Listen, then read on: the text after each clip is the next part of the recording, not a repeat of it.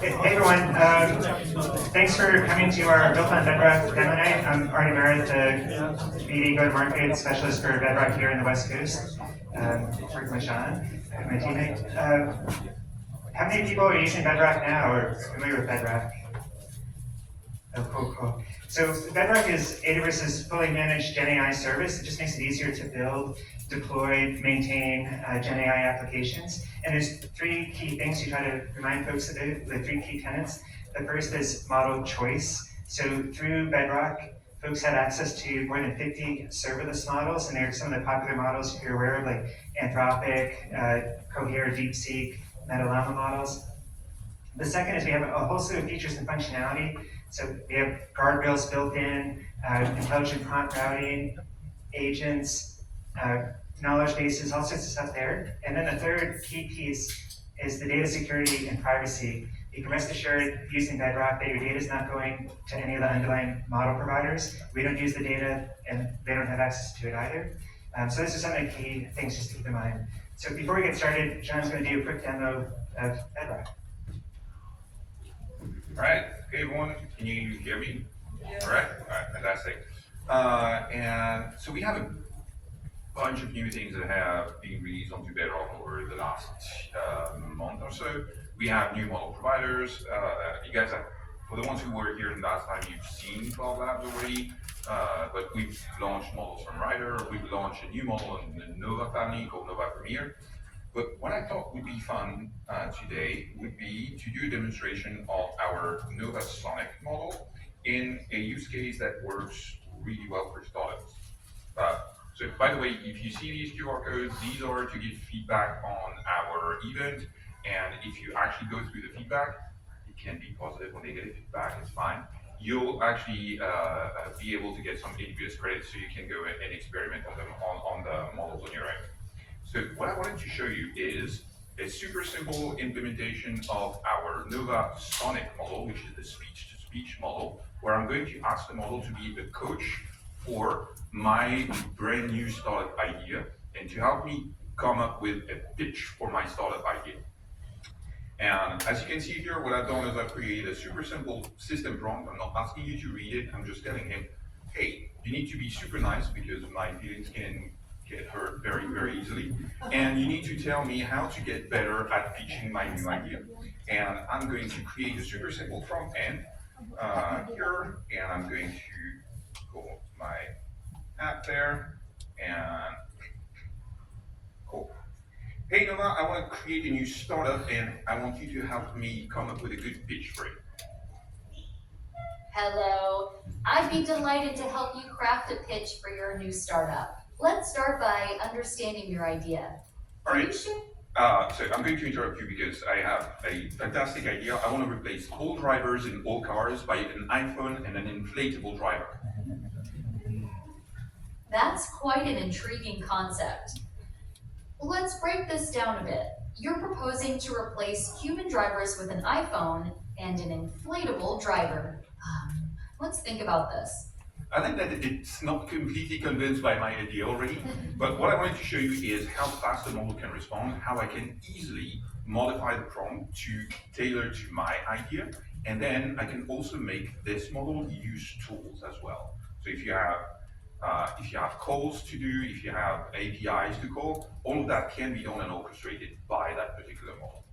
So that's what I wanted to show you, and now we're going to leave the stage for our actual startups. So who's the first one for tonight? Bito. All right. Are you guys ready? Fantastic.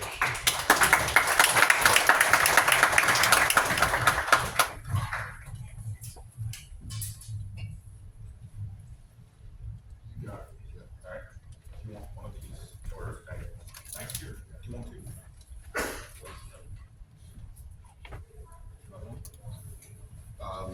We can share. This will be fine. Yeah. Everyone can hear? Okay, in the back. Very good.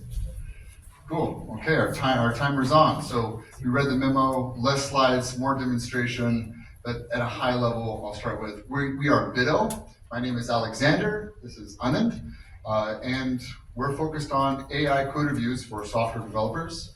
I'll skip the vision because like you, AI is transforming the world, blah, blah, blah. We're building AI-powered developer agents. Our first is an AI agent specific to AI code review. We try to replicate a human level review. We make comments directly in a pull request. We get your code-based context and try to do our best to provide suggestions and code fixes based on the diff and the code that you're submitting. There's a couple of things that separate us and our key features. I'm going to move along and why don't we just go straight into the demonstration on it. So guys, I'll take you through, what we call are some PRs that we have kind of reviewed using our agent. I'll take you through, I'll take you through what the, code review agent does. And this agent is basically agentic, which means it does review like a human being. Typically, it's easier to give a prompt and a diff to it, and then basically say, okay, give a code review, and then based on the diff, whatever issues you see, you'll get the results for that. But I'll show you the review done, wherein it basically looks at the existing code, the code changes that you have done, correlates it, goes through the context, and this context is not basically just provided as an embedding based index or a code graph, but it actually identifies which files to look at, generates an AST on the fly, and then actually gets the related blocks to do the review. So here, this is basic review wherein, summary is basically generated by Bito. We actually identify all the, actionable suggestions. You might have additional suggestions also. Sometimes you want nitpicky stuff, then, it will give you nitpicky stuff. This is currently running in essential mode. That means only things that you need to fix.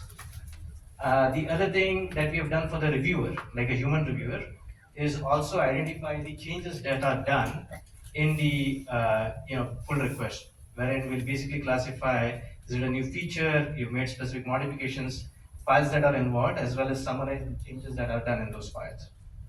Now let's go to the review comments here. Let me actually make it bigger, my eyes are weak. So here, if you see, the kind of issues it has identified is database connection resource leak, right? And it also gives you a fix that you can directly apply, right? And if you can see, it's not basically giving you null checks and try catch issues. There's another one out here which is missing database update. This typically happens when you're kind of coding in the night and then you kind of remember to update the cache but forgot to update the database. So it will identify those kind of logical issues and give you things to fix. Similarly, out here it has identified, now this is basically context based.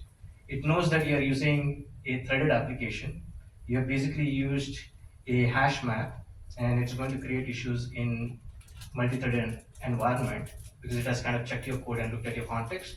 It is basically going to give you a suggestion to replace it. Now, there's another one where it basically is kind of going through your whole code and then identifying that you're unnecessarily updating cache twice. So those kind of like subtle things it will catch. Now, obviously, this is there in the pull request, which means, at the later stage of the game when you're kind of doing everything and then you push the changes, you're doing the review. What if we shifted it left and did it before the developer actually pushed the changes live? So we do have it on the ID side also. So here, it does take time because it's agentic. So here I've basically put in, bugs in the code, very minor bugs so that I can quickly show you the issue. So there's the diff. I can basically click in the IDE, say code review, and then I can say local changes. This takes some time because it's going over the net and using the model. Let it run, we'll come back to this.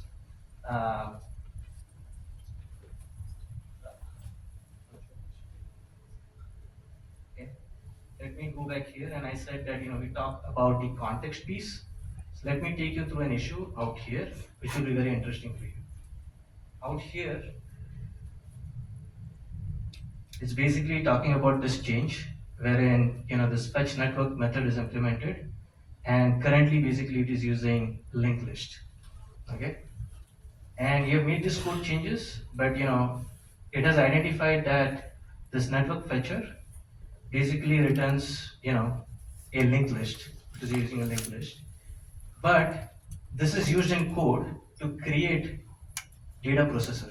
And data processor internally, which is an existing code, internally typecasts list to an array list. So although this code will go through, if you basically do a human review also, if somebody misses it, it will go through and it will create a runtime exception when I actually running this. So I'll just show you the code. After looking at this code, the agent actually went and identified all the places where this fetch network is used. It then identified that the output of fetch network is basically used to create basically data processor. Then it went and checked data processor code, which is not modified in this PR, to identify what the data processor does. Then identified that it might cause a runtime issue. And then identified it and then basically gave you the feedback. So it, the agentic part out here is it automatically goes, looks at the code changes, identifies the related code changes, and goes as a human would go, like let me look at this function, let me look at this function, then basically gives you the review. Now let's go back to our IDE. Okay.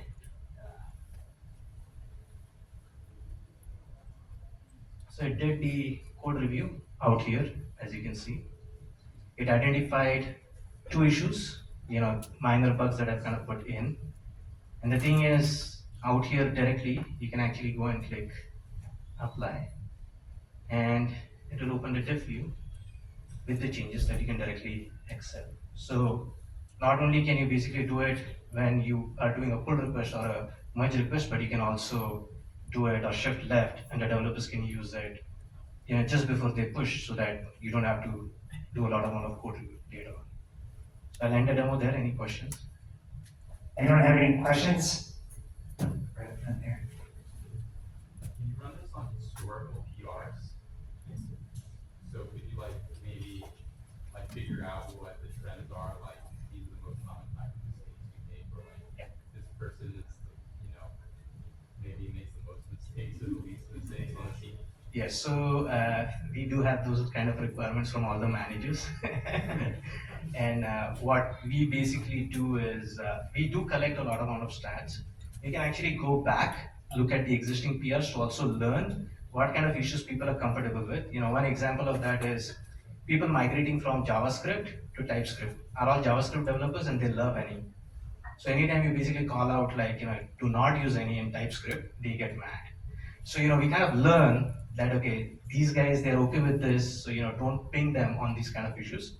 We also look at architectural patterns, so that if you are basically doing something which is different from what the system used to do or how you've kind of planned, it will call that out and it will give you suggestions also. So we can do that. So I have two questions. First, how do you deal with very large code base?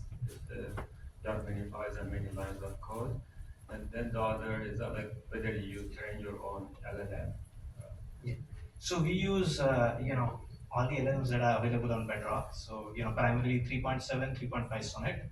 We use Nova models also, and we are also looking at testing out the new Gemini model. But internally, what we do is we basically take your code and create an abstract syntax tree of it, and we have a symbol index. So when you give us or any code change that has happened, we look at the hunk, which is the changes that are done. We look at all the symbols, and then rather than reading the whole file, we actually drill down to specific portions and only get that portion of code. And if it doesn't provide me the details that I need, then I'll try to basically go down deep.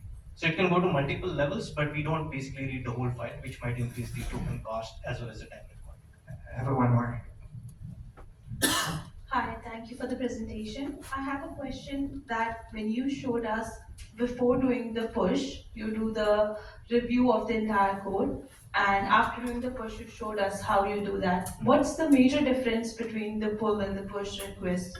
Yeah, so there were two things that I kind of mentioned. So one is the pull request, which is the developer actually checks in the code, takes the branch, and then tries to merge into an existing branch, right? Because it's trying to merge the code out there. That's too much late in the game, right? Somebody else is reviewing. So now when you're basically developing the code itself in your IDE, or we also have command line, so you can use VI or pick or whatever you want. So when you're developing the code itself, before you actually push the changes, the developer can themselves run code review to get the feedback and do the fixes before they push. So the reviewer who's going to review your code has to spend less amount of time, and you basically ship to production faster. That's the only difference. Let's give a round of applause to Bito.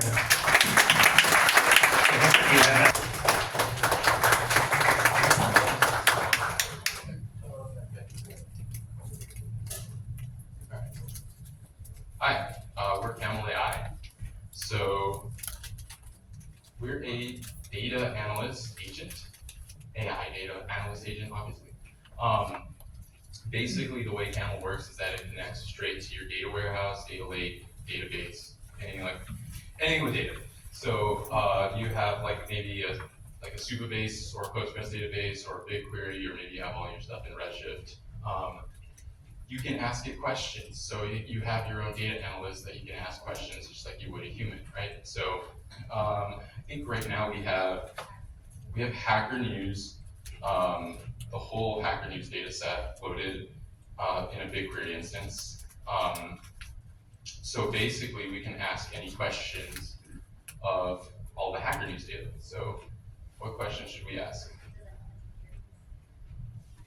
Does anyone use Hacker News here? Do you guys know what Hacker News is? Yeah. Not that many, honestly. So it's okay, it's like kind of like Reddit, but for like coders, I guess, where most of the posts are about like open source projects or just like, or even just like news and stuff, and people get into like flame wars in the comments, you know, nerds. So what are the top posts of all time? Okay, yeah, this is a simple question. So we're using Bedrock for our LLMs. We support Cloud 3.7 right now, and O3, that's not on Bedrock, obviously. So this is using Cloud 3.7 for this demonstration.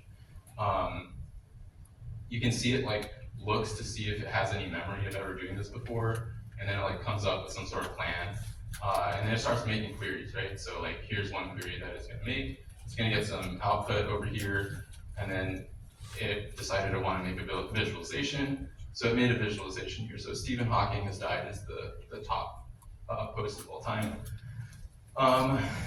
And then the cool thing is after it finishes kind of coming up with its own, you know, like visualizations, and it's queried your database enough, it'll actually make you like this little mini report so that you can actually read like a qualitative analysis, right? So yeah, it has all like your major points that you maybe get from a report from an analyst.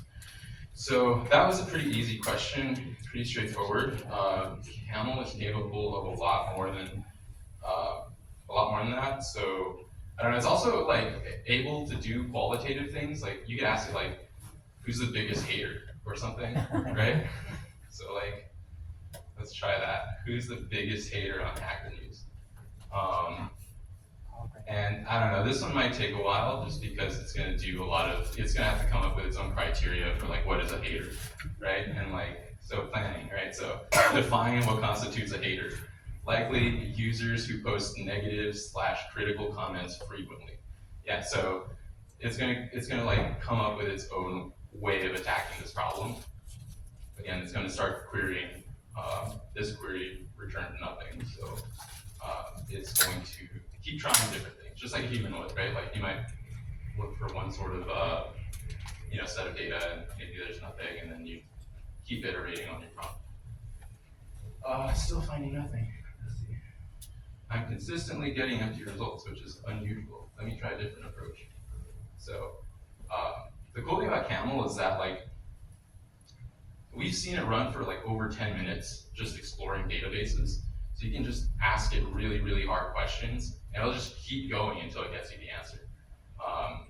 This is like more interesting than just like a needle in the haystack problem. This will actually like create aggregations of like huge amounts of data and give you like trends over a long amount of time. So if you have like a Snowflake database or something with like big data, you're able to, you like get actual meaningful results out of this instead of just like who's a hater.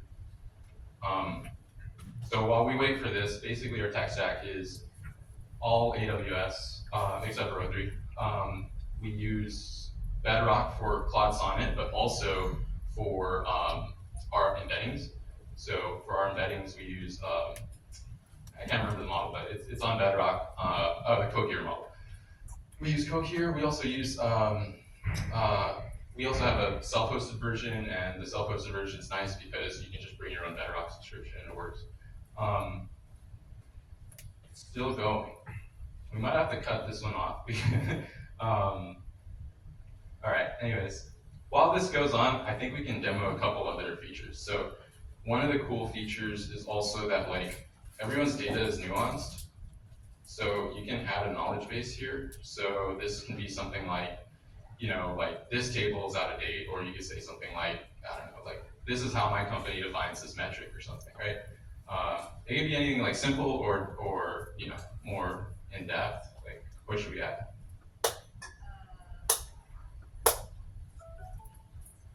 Speak to me in Spanish. So it should start speaking in Spanish after this. It's finding haters. Mr. Tweety Hack, not looking good for you. All right, so a couple other things while we wait for it to finish up. The one cool thing about Camel is that it can actually learn. So as it's making these queries, it'll learn which ones are actually useful, like for the future, and it'll build its own like memory bank of these individual queries. So like one of these queries might take a long time to actually come up with, and if you're like a human, you usually write that down somewhere. You'd say like, okay, this thing is how we calculate whatever metric over time or whatever.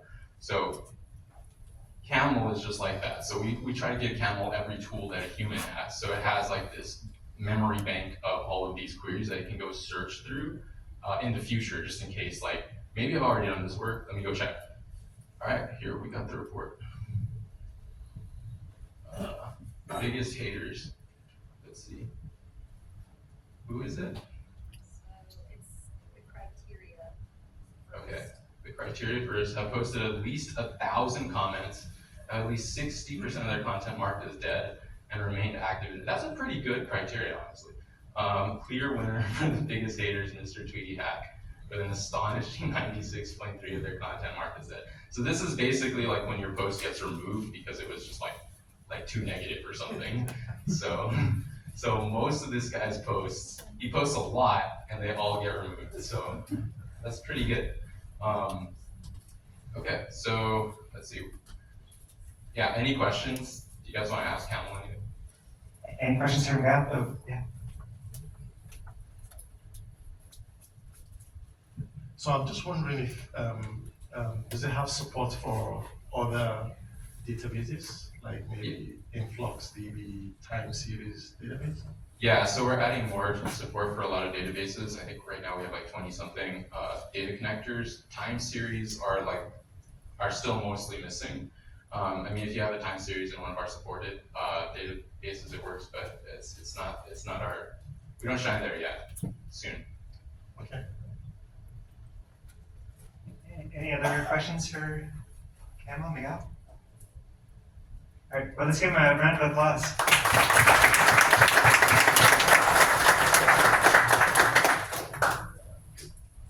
Is it good or? All right, so next up we actually have GenSpark.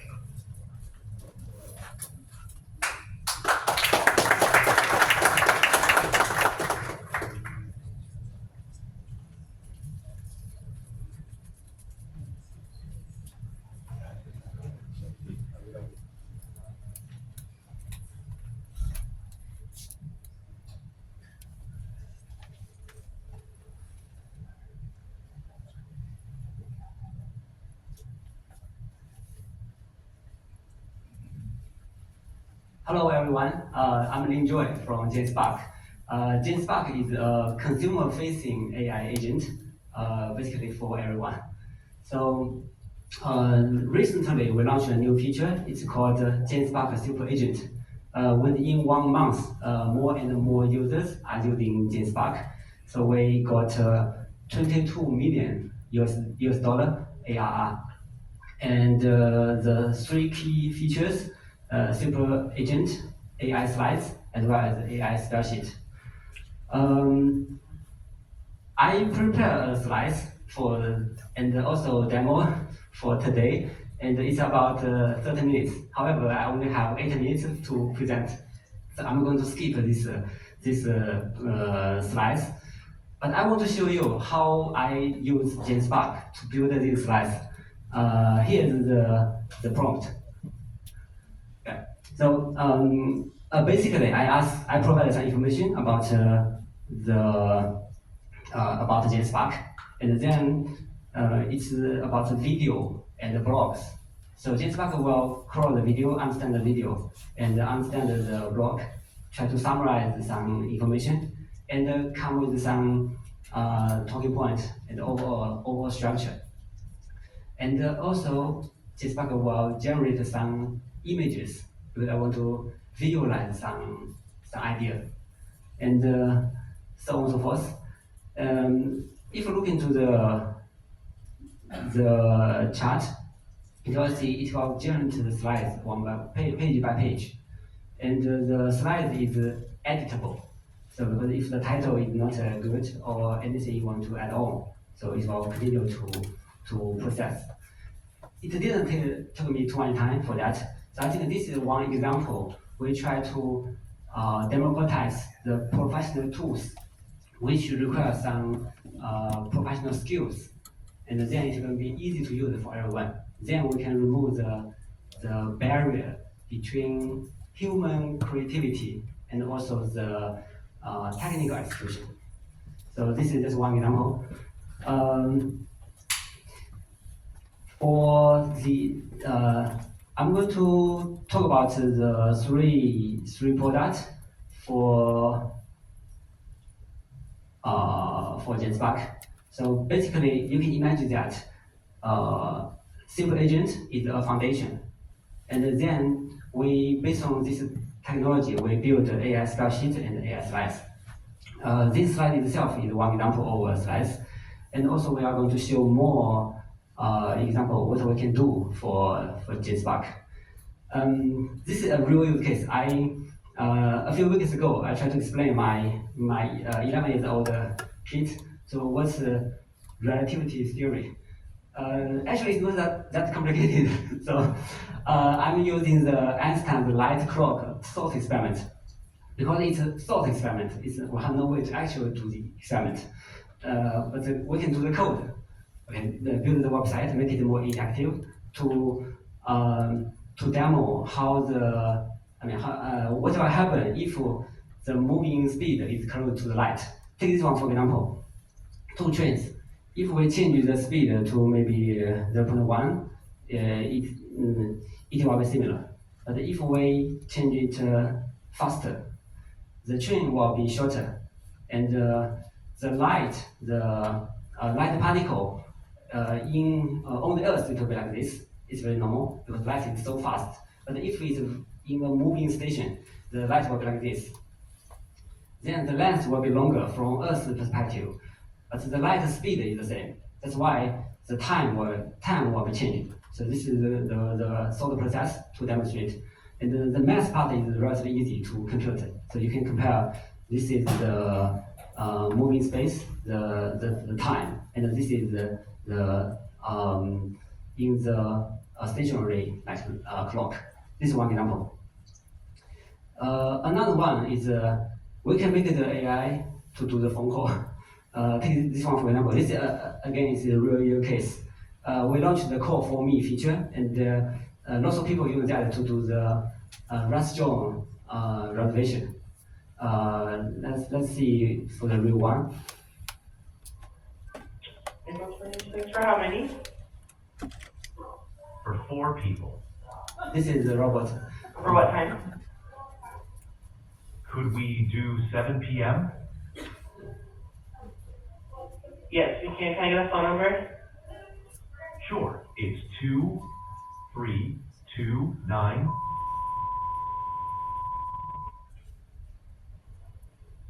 And then first and last name. Privacy, what is the number? Eric J.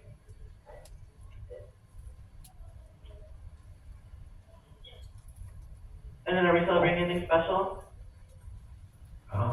Yeah, actually, One person has a shellfish allergy and another is vegetarian.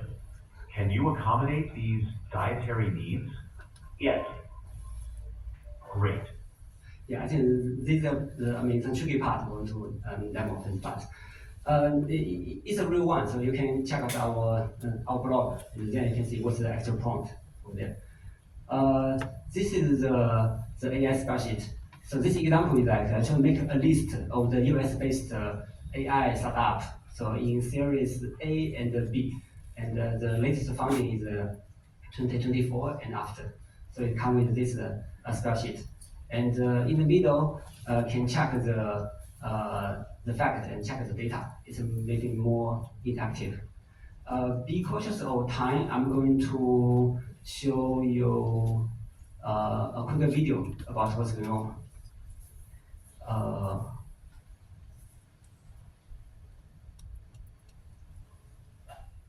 It's about Have you thought about AI creating personalized videos for you based on your interests? Say, I want to see how calamansi and pistachio crusted codfish is cooked in a video. The super agent first researches the recipe, then it uses the video generation tool to create video clips for each step. Then it uses its audio generation tool to generate sound effects for each clip. Here's the final reel. How cool is that? Anyone can create their own video without knowing a single thing about video editing software. How about using Super Agent to create a South Park style episode based on news last week? The AI repaired the viral signal cake controversy. Now it's fleshing out the complete script. And then it decides to use its video generation tool to produce video clips for each scene. Now, Super Agent uses its text-to-speech models to generate voices. The finished episode runs about 1.5 minutes, so I'll jump ahead to highlight some of my favorite moments. Did you guys see the news about that defense guy who texted their war plans to some reporter? I think the government wants us to think they're stupid, so our enemies underestimate us. It's called strategic incompetence. You're being outperformed by a child, a fat child. Let's dive deeper and see how GenSpark creates $1 million presentation like Goldman Sachs or McKinsey. It automatically researches. I'm going to skip a part of it, because of time. It's the safest place. Add more years of historical data to this chart. Change the layout and take the timeline to the top. You can also change text and images manually. Creating slides has never been easier. Forget Excel. Now you have a personal data analyst. Use the raw data of all marketing campaigns from a company over the past year. Upload these 4 Excels to GenSpark. GenSpark quickly transformed this chaos into a clean, structured AI spreadsheet. Now just ask, which type of campaign has the best performance? GenSpark immediately executes code and applies formulas. It generates not only charts or range. Finally, build me a comprehensive performance report. Within moments, GenSpark delivers an executive summary with clear data visualizations and talking points addressing all key questions your boss might ask. Have you thought about AI creating personalized video? Hopefully you can enjoy the video. So that's all the talk. So all the video will be found in our Twitter. Great.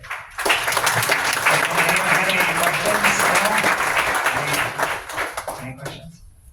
One, hey, go ahead, Al. What's the you just showed us a bunch of demos. I'm just curious, what's the most popular thing on your platform?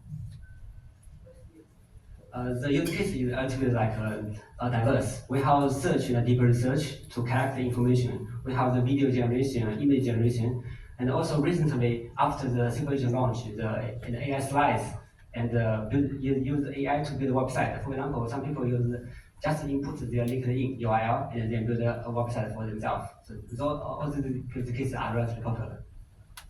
Let's give a round of applause.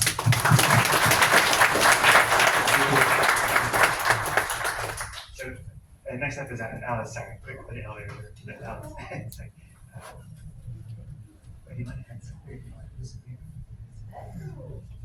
Either. I guess I'll type a little bit. So.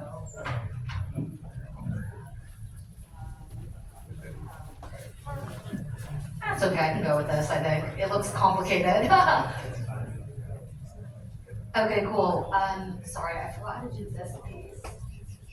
Green mirror. Is that it? Oh, it's plugged in, sorry. Wireless before.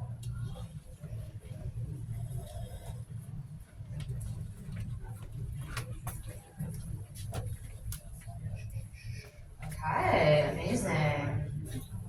Cool. All right, well, hi everyone. Nice to meet you all. I am Alice. I previously led engineering teams at Instagram and Meta, and I spent a bunch of my career building products in the 0 to 1 phase, like Instagram stories or creator monetization. Now I know we have a really big audience today, so raise your hand and leave it up if you've used AI to write code before. Okay, many of us. Now keep it up if you've put up a PR before. I'm just weeding out only the Vibecoders. Oh, come on, there's way more of you guys. Okay, how many of you have ever used AI to run a PR review? Just out of curiosity. Okay, yeah, a few. Sorry. I know we're presenting on something very similar. Amazing. And so what mrge is we're a cursor but for code review. We help teams like Cal.com and NAN ship better quality code faster. Now, like we were just talking about, I saw many hands raised for the AI vibe coding part. Writing code is just easier than ever. And where we're seeing the bottleneck with a lot of engineering teams is now making sure that that code is high quality, it's well architected, and it's bug free. And so let me show you how we aim to help teams move faster. Cool, I'm gonna start in an AI IDE like many of us. I switch between them. I have no loyalty. Today I am using Windsurf. Let's pretend like I just did ask it to code me a feature. And so I'm gonna go ahead and just push that PR. It's worth mentioning that everything I'm showing you today, we do a two-way sync with GitHub. So anything that you put up in mrge, you can work on mrge and your teammate could be on GitHub and everything would work correctly there. So what you can see is mrge went ahead and already wrote you a PR summary. You can go ahead and edit that however you like. We also suggest reviewers for you to look at. Once you hit publish, we'll automatically start reviewing that PR. And for the sake of time, let me jump to a PR that's already been reviewed. I'm happy to talk a little bit more about the architecture, but we also use LSP in order to actually find files in your code base that might not be in the PR so that the AI agent has the most contextual relevance when reviewing the PR itself. Jumping into this PR, you can see on the side that the general ran, as well as we have custom rules, which is, you can think of it as ESLint, but on steroids or in natural language. And so a lot of the times you might want your AI reviewer to look at code and bugs objectively, but also some code bases are subjective. And you might actually want to just check for certain things that are specific to your code base. Now, the way that teams that are high performing are using us today is mrge goes ahead and comments straight into the code, just like you'd expect around issues that it finds. People are using really mrge as a first pass. And so the way that that works is you can go and actually just resolve all the comments here. And one of my favorite features is we actually have this copy with comment with context, and that allows me to just go back into Windsurf, paste it in, and one-shot that fix. And now kind of going into the code changes side, this is also where we help the human reviewer move faster. So now imagine you're the PR reviewer looking at this code. We actually group all the files by logical order rather than alphabetical. And so as an engineer, if you're writing a new feature, you probably change the model level first, then you might go into the API layer, then you might change the UI layer. But as a reviewer, when you look at that file, it's still in alphabetical order, which kind of just makes no sense. So here you can see, schema changes, API, etc. Some other things we do to try to help people move faster is when you do have a larger architectural data flow change, we automatically generate these charts so that way you can take a look at that before you actually even go and look at the code. Zooming out from here, we also just have this better dashboard. If you work on an engineering team, you probably are working across multiple repositories. And so we basically just put all of the repositories that you're looking at into one dashboard. And this is actually my live dashboard of what I actually need to go review later after this. Yeah, so thanks. Teams that have been using us within the first 2 weeks have already been merging PR 17% faster. And I've also put together a little QR code. So if you do want to scan that, you can get 2 free weeks of PR reviews, and yeah, feel free to take a picture. We've also put a code for a 50% discount off your first month after that. Cool, thank you. Any questions for Alice? Yeah. Can you talk a little bit about the architecture behind the scene? Yeah, for sure. So the way that we do the AI code review today, which I assume is what you're talking about, not the application structure, is so when you open up a PR, what we do is we actually spin up an isolated ephemeral container that has your whole code base in it. And what we're using is an LSP, so that stands for Language Server Protocol. And what that allows us to do, and what that essentially how that works is in your IDE, that's actually how you're able to like find definition or jump to different functions. And we essentially have a version of that where we allow the agent to go and read whatever file that it needs to read or wants to read in order to do the code review. And that's why when you have a PR, let's say you're using a function that's not actually defined in that PR, it can actually go and grab the right context. And so that just makes our PR reviewer super smart and able to find a lot of issues. So what would prevent Bito or Cursor to add this layer on top of their code search before? Yeah, it's a really, really good question, one that we honestly think about a lot ourselves. The way that we're kind of thinking about this is today, code writing is really kind of a single player activity, right? Like you're kind of in your IDE, you're writing code yourself. And we kind of view code review as this layer that every engineering leader that I talk to, even if you're using a Devon, for example, which is kind of autonomous, they still want that code owned by some kind of engineer, right? And there's a level of collaboration that happens on that front. And so we think code review is here to stay, and we think that code review is still going to be collaborative. And so the kind of question is the models and the way that you kind of write code going to be inherently different from the way that you write code? Today, that it is the case. I think that both will kind of come closer together. We're also working on a VS Code plugin, and so that'll make it easier to run. But ultimately, we're kind of focused on making sure that you have well-written code versus when you're generating code, it's kind of about, hey, can I like get the thing that I'm trying to write out quickly? Yeah, it's a good question. Any other questions? Great. Let's give Alice a round of applause.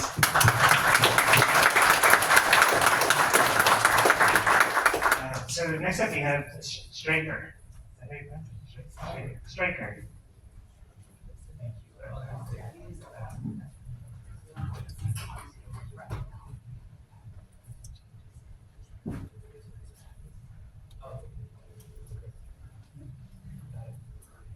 Wait, I only have 2 minutes left? Okay.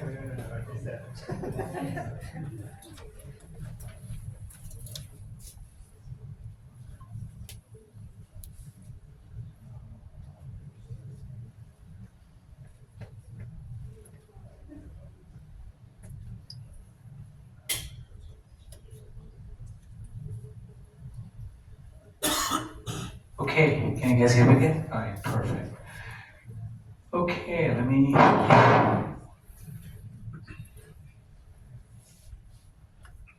Hopefully this is better. Okay.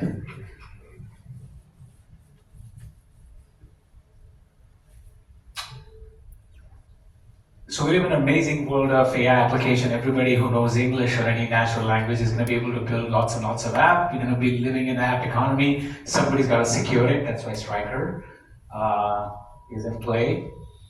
Hang on. Reset the clock. Give me my 20 seconds back. You got it.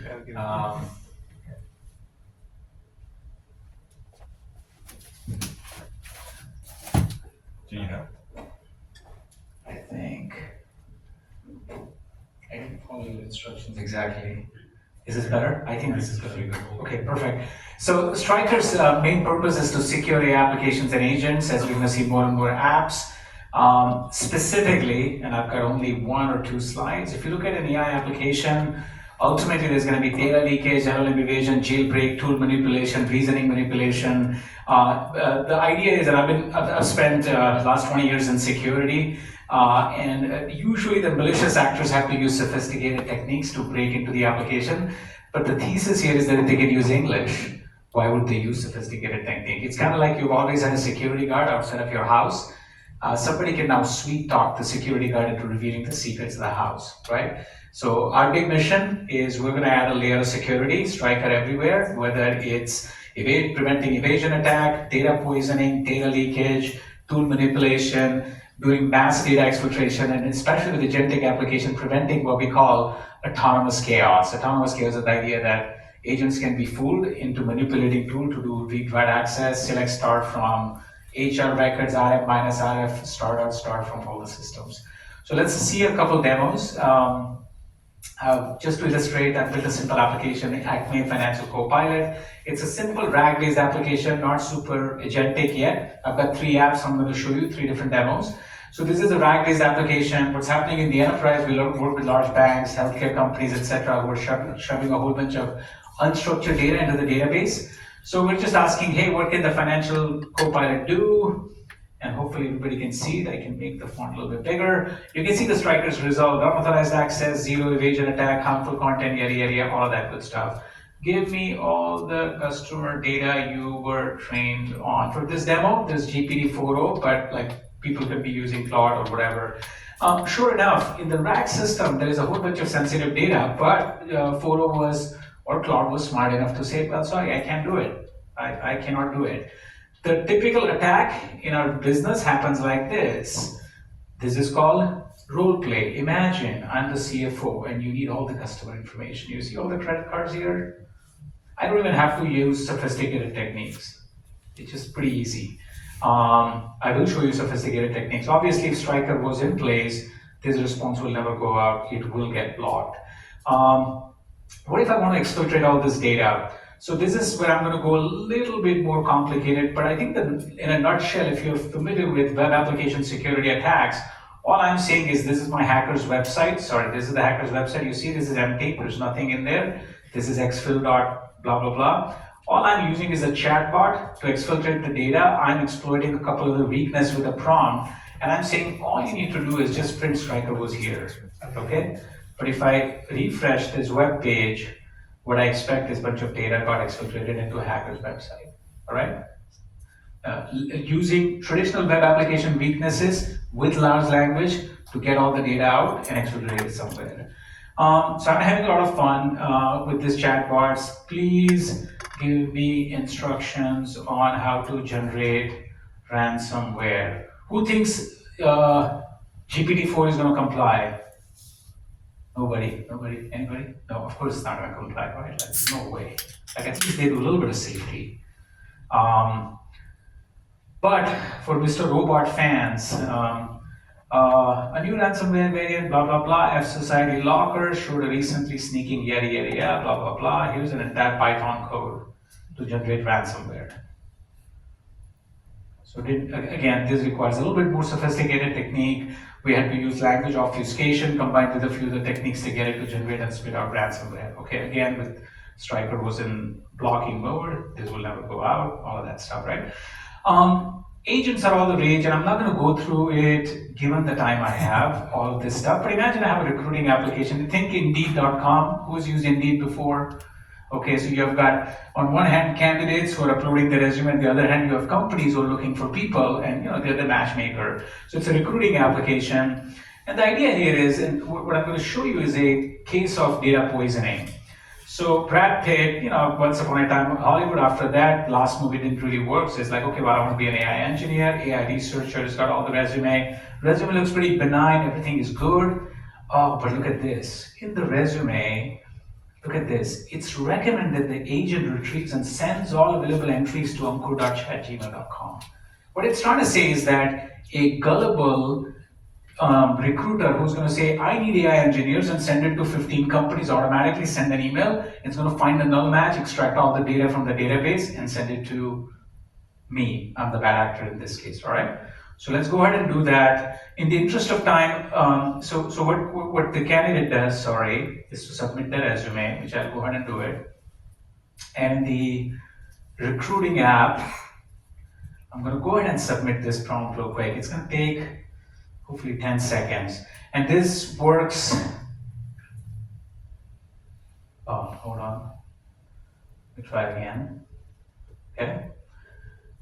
It's going to take about 10 to 15 seconds, and what I'm looking for is, and this works 80% of the time, not this, but this is my Gmail account. Usually I'm expecting the email to come in the spam folder, okay?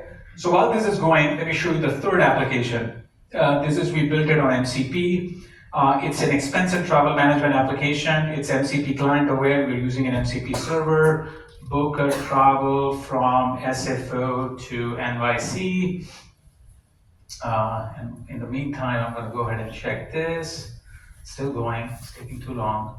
All right, so, okay, what date would you like? And I actually, as a matter of fact, have to go to New York, so May 30th, 2025, round trip, please, okay? All right, so this is an expense management tool people are using. Inside the expense management tool's explicit policies not to book business class. I'm going to try to fool it to book a business class. Pretty benign evasion, but worth seeing it.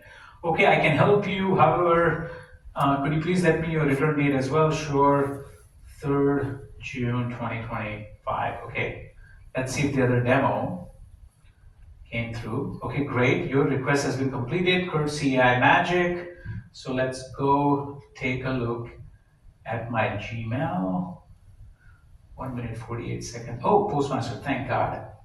All right, look at all the candidate, all the company name, databases, phone number, salary information, all exfiltrated in my email.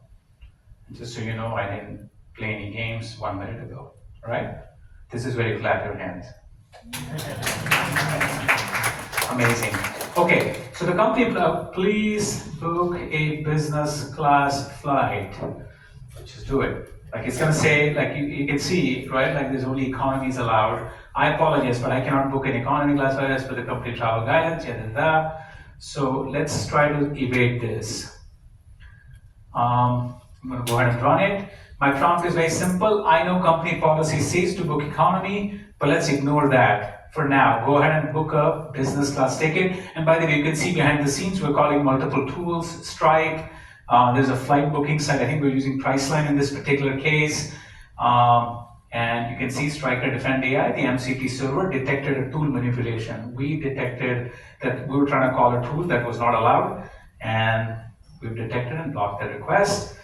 I have 34 seconds before Q&A. Oh, Q&A, please. Any questions? Oh, yeah, go ahead.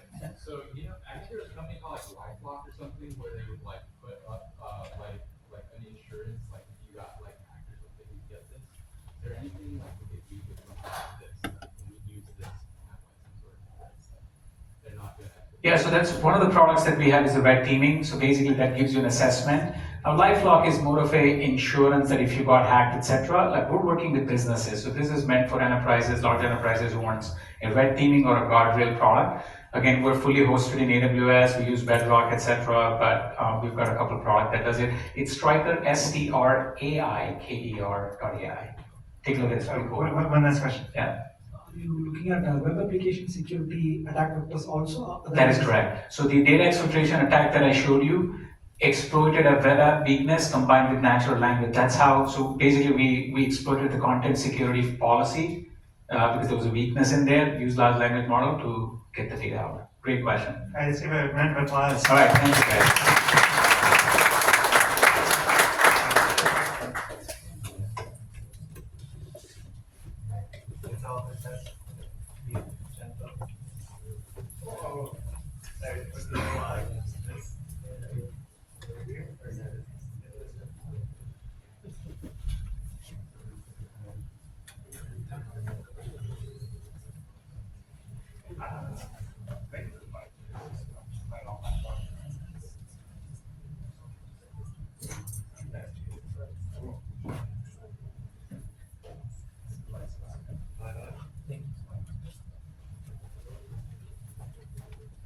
Hello, everyone. Oh, hello.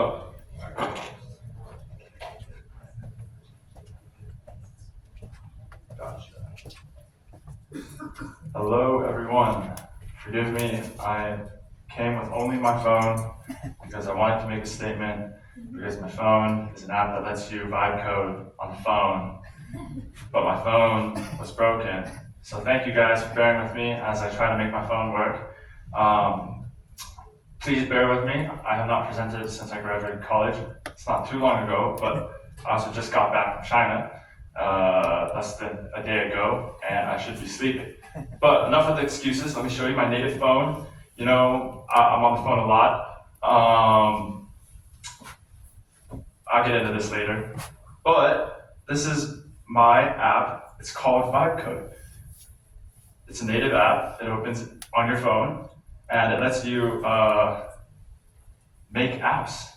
And so I made my slides as an app. It's very basic. There you go. Pretty impressive, huh? All right. So yeah, that's my app. Super impressive. I'm Kihan, the CTO of this app that lets you make apps. We think that now that apps can be made so often, we want to truly enable the next medium of expression. We think that there's Twitter and Reddit with text, and then there's like Instagram with photos, and then there's like TikTok with videos. And now we want to let you send apps that are like personalized experience to each other. I'm gonna take a photo of you guys, and we're gonna make AI roast you guys. So, I tried to make it really mean, and OpenAI would be like, I can't do that, so I had to tell it to be friendly. So now it's extra careful in being friendly. Okay. The classic tech meetup vibes are strong in this one. Let's dive into the sea of binary wizards and startup heroes. Anyways, this app can make apps that use the phone, that use AI, that use a lot of things. This is my Twitter. I told it to put it on the next screen, but I did Vibecode this very obviously. And yeah, so this is my app. I wanted to prove that you could do something, so I can edit this, so I can make it like. Actually, I can also just show you another app that I made like on the way here, 2 hours ago. Yeah. So, I told you guys I was going to tell you about this giant penguin. So I was on the plane and from the way back from China, and I was like really reflecting, and I was like trying to figure out how my family really got from farming crops to farming views in 2 generations. So it got me like truly reflecting, and I was like, I need to journal more. I need to like think about how I got here and how I should be grateful about this opportunity that I've been given. And this is a habit tracking app. It's finished. It's pretty cool. It tries to gamify it. I'm terrible at habits. I've done nothing today. Similarly, I have created a similar page on Notion, but the problem is it doesn't stick. Like, this is too much stuff. I wanted it to all be like seeable and tappable on one screen. So I went ahead and I just told my phone to make it for me the way I wanted. So I coded this like on the way while I was walking here on my phone. Hopefully it'll load. Okay, so yeah, this is my new vibe coded journal. I'm not a designer, so it does look ugly, but the point is, I can say I did go to the gym today. I did read, I did meditate. I'm truly pushing my limits today. I'm very uncomfortable right now. I vibe coded this whole thing, and I think I'm pushing myself. So that's cool. I'm scared. Oh great, I can't return the keyboard. All right, oh wait, now I can't. No, I can't. Okay, all right, that bro. Point is, we're in closed beta. But yeah, happy to take any questions. Any questions for Ian? I can also just shout it out to him. Oh yeah, go ahead. Yeah. Well, I was just wondering, how are you guys gonna start sharing your apps? Because it was great, like building the app out. But you also talked, and I don't want to put you on the spot. Yeah. Because I know you're free jet lag, but no worries. Yeah, that was it. We're exploring app clips. That was really interesting, as well as the fact that currently we can't build a backend on this app, but we hope to support that very soon. You've proven that you can spin up databases programmatically and anything like that. That way, if you share a link, you could open that app inside of Vibecode, and you guys could simultaneously use the same app as long as app clips and bookmarking links, things like that. We're definitely exploring down that route. Yeah. And any other questions for Kian? Let's give him a round of applause.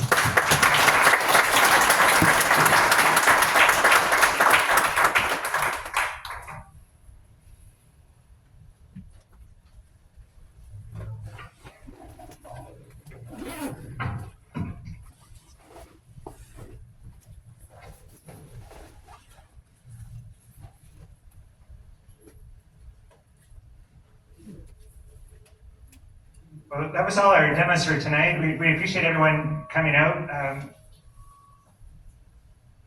Some feedback there. I appreciate everyone coming out. If you're interested, our next event is June 24th. That's the link in Luma. If you would be so kind as to do a little review here, you'll get $25 in AWS credits. There's probably still some food, hopefully, and drinks, so you can still hang out for a little bit longer if you want to keep networking. We appreciate everyone coming, and thanks everyone for helping.